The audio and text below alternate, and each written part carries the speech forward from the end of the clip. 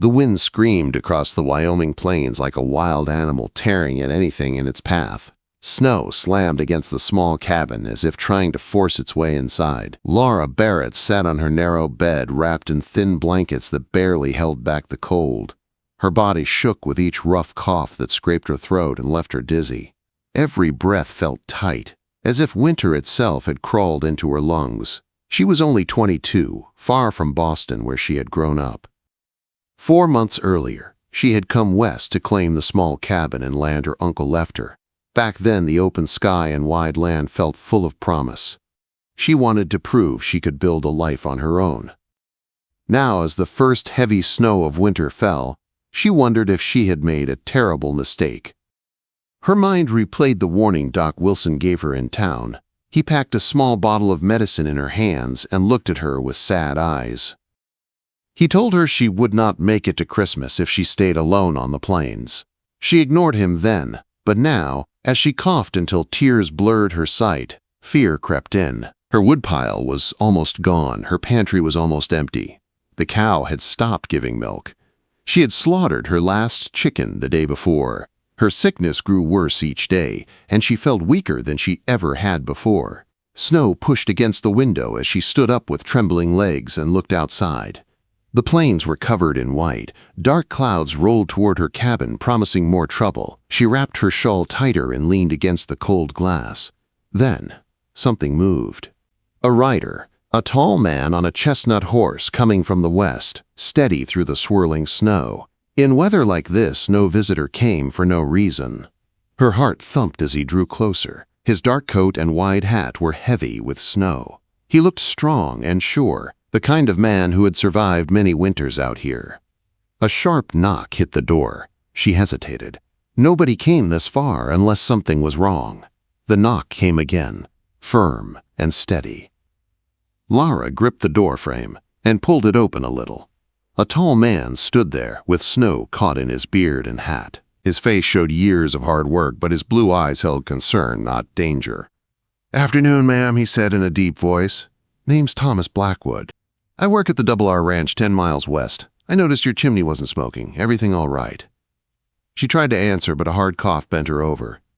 She held the door to keep from falling. Thomas stepped closer. "Ma'am, you're sick." "I'm fine," she said, even though her voice shook. "Just a small cold." He looked at her pale face and trembling shoulders. He glanced past her at the cold hearth inside and the nearly buried woodpile. "Town's been talking about the young woman from Boston trying to keep her uncle's claim alone," he said. "They think you won't make it through winter." Laura straightened, though her legs felt weak. "They're wrong. I'll manage." A faint smile touched his lips. "Not without firewood, you won't. And not with that cough." He looked at the sky. "A hard storm is coming tonight. You need help." She shook her head. "I don't need saving, Mr. Blackwood." "Everyone needs help sometimes," he said. "Now, I'm going to chop some wood for your fire, and you're going to rest." Before she could argue, he was already pulling off his gloves and reaching for her axe. Moments later, he was outside splitting wood. Each swing was smooth and strong. Snow gathered on his coat, but he did not slow. When he brought the wood inside and lit the fire, the cabin warmed for the first time in days. Thomas placed supplies on the table: coffee, jerky, dried apples, medicine. Then he made a simple broth over the fire.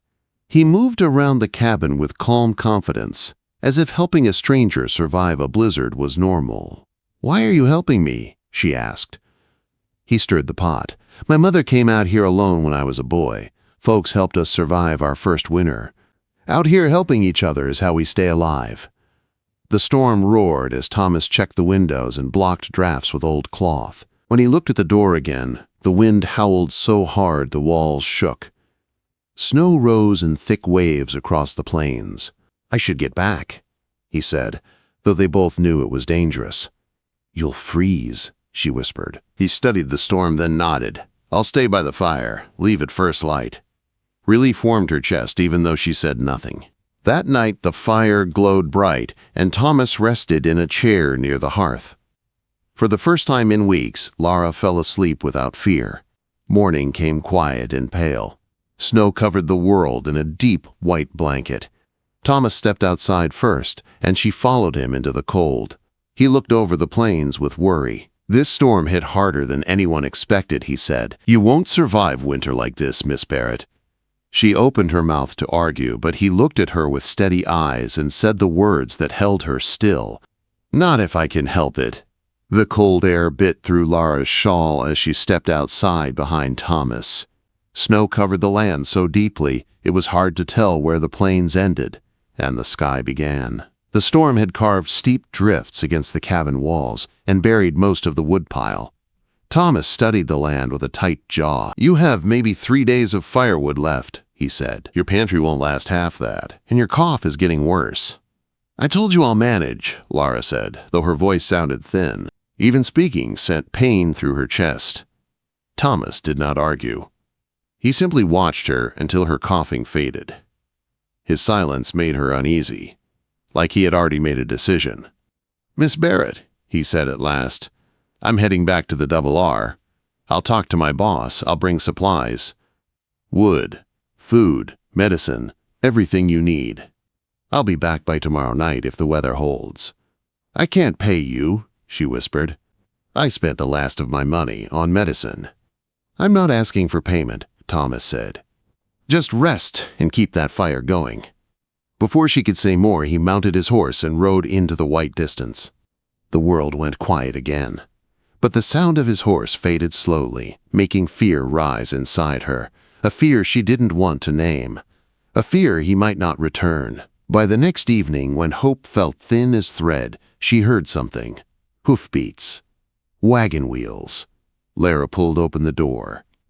Thomas rode toward the cabin with a wagon full of supplies. Another rider rode beside him, an older man with silver hair.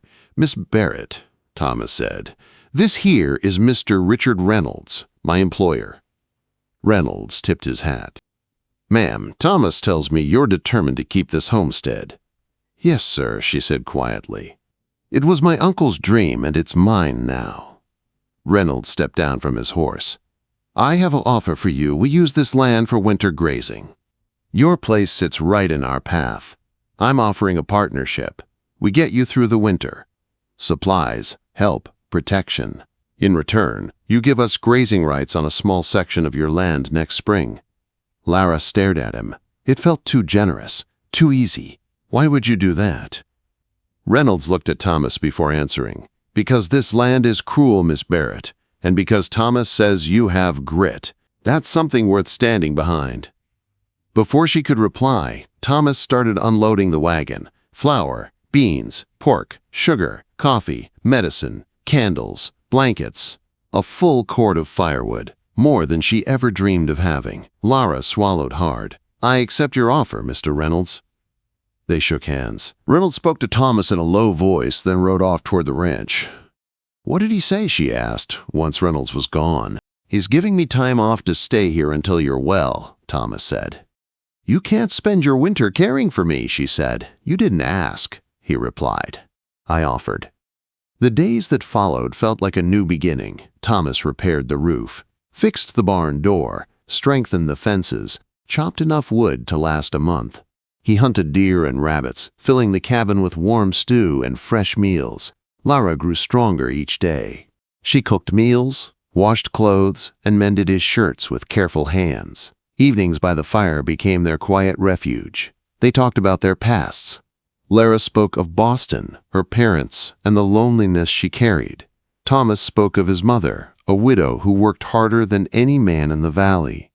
"She sounds strong," Lara said softly. "She was," he replied. "She taught me strength isn't just muscle. Sometimes it's getting up every morning when life tries to break you." When he looked at her across the firelight, something warm flickered in his eyes. Something gentle, something she did not dare name yet. As December deepened, their bond grew stronger. Thomas taught her to shoot, taught her to track game, taught her how to read the sky for storms. She taught him about herbs from the east and plants used for healing. One afternoon, while looking through her uncle's old maps, Thomas tapped a marked corner. "You have good water on this land," he said. "That's worth a fortune out here."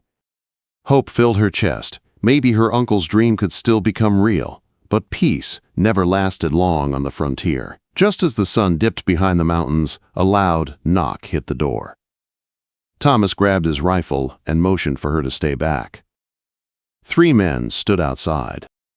Strangers with cold eyes. One had a long scar down his cheek. "Ma'am," the scarred man said, "we need a warm place to rest tonight." "I can't help you," Lara said through the door. "Try the Double R Ranch." Their faces hardened. "You sure you want to say no?" the scarred man asked. Lara raised Thomas's rifle where they could see it. "Move on." Before they could answer, a voice behind them cut through the cold. "I wouldn't stay if I were you."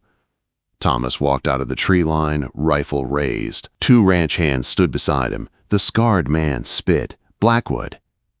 "Dalton," Thomas said, eyes cold.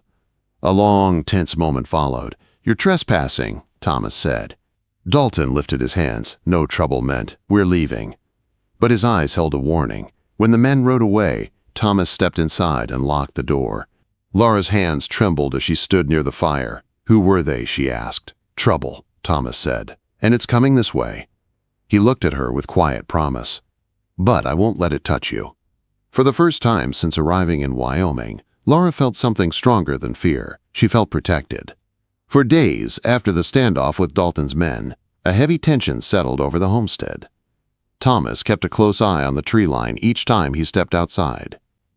Lara followed every instruction he gave her. Keep the rifle loaded, keep the windows secured, keep the doors locked. Even with danger close, life between them held a steady rhythm of shared chores and quiet evenings by the fire.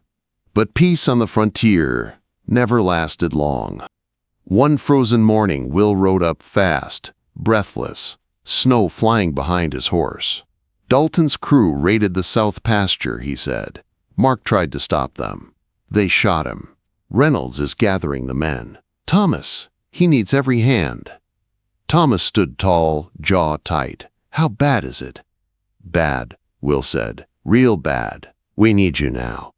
Thomas turned to Lara. She already knew what he was about to say. "You can't stay here alone," he told her. "Dalton knows you're here. He knows you can identify him."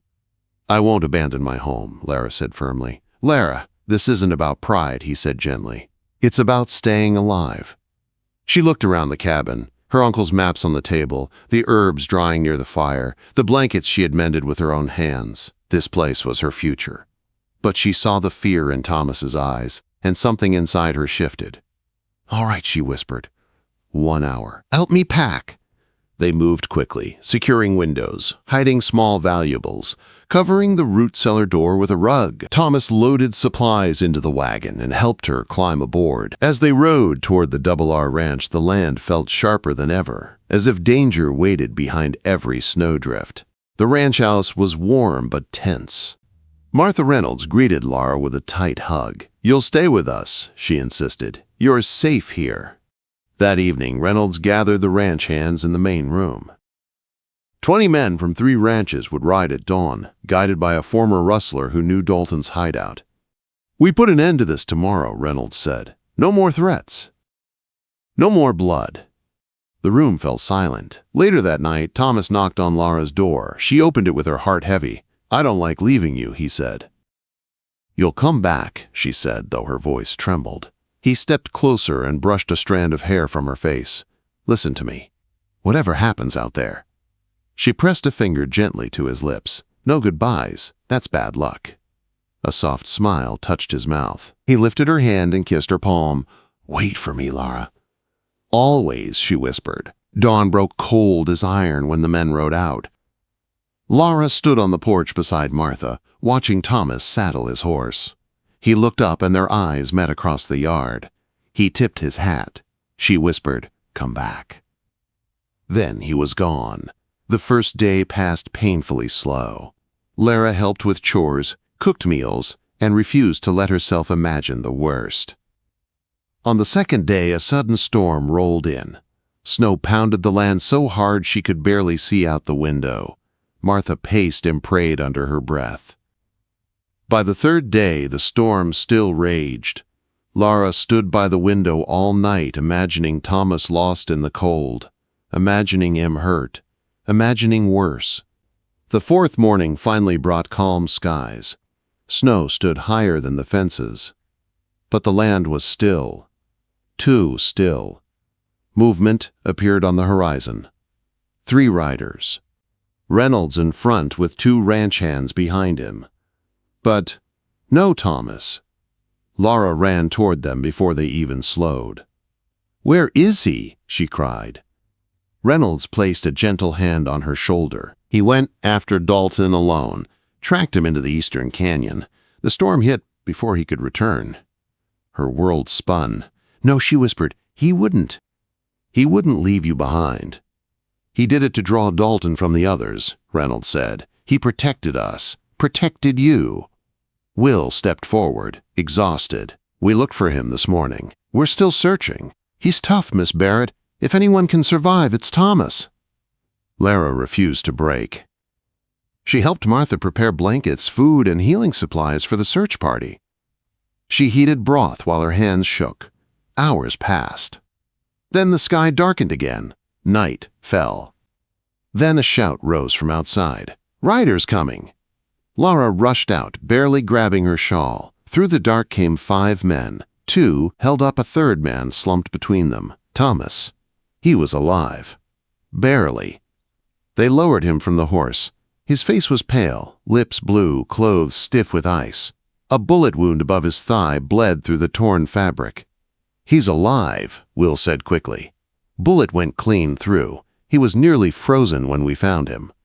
They carried him inside. Lara stayed beside him while Martha cleaned the wound. They wrapped him in warm blankets and placed heated bricks around him. They spooned small amounts of broth between his lips while his body shivered violently. Near dawn he stirred, his eyelids fluttered. "Lara," he whispered. A sob escaped her. "I'm here, you're safe."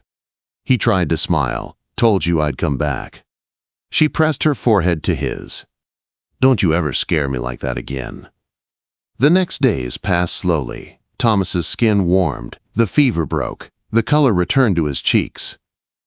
When he could finally stand on his own again, leaning on a cane but alive and strong, Lara took his hands. "Thomas," she said softly, "when I thought I lost you, I realized something. I don't want to wait for the perfect moment. I don't want to spend my life wondering if you'll ride into danger and never return." He looked at her with quiet longing. "What are you saying?" "I'm saying I want you to marry me," she whispered, "as soon as the preacher can get here." Thomas stared at her, stunned. Then he laughed, a warm, full sound. He reached into his coat and pulled out a small leather pouch. Inside was a simple gold ring. "I bought this weeks ago," he said. "Been waiting for the right moment." Her heart swelled as he slipped the ring onto her finger. "So that's a yes?" she asked, breathless. "That's a forever," he answered.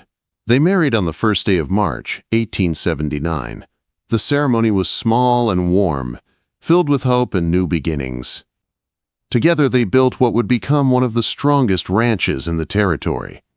Years later, as their children played in the tall grass and the Promise Ranch thrived, Lara often told them the story. "They said I wouldn't survive winter," she would say.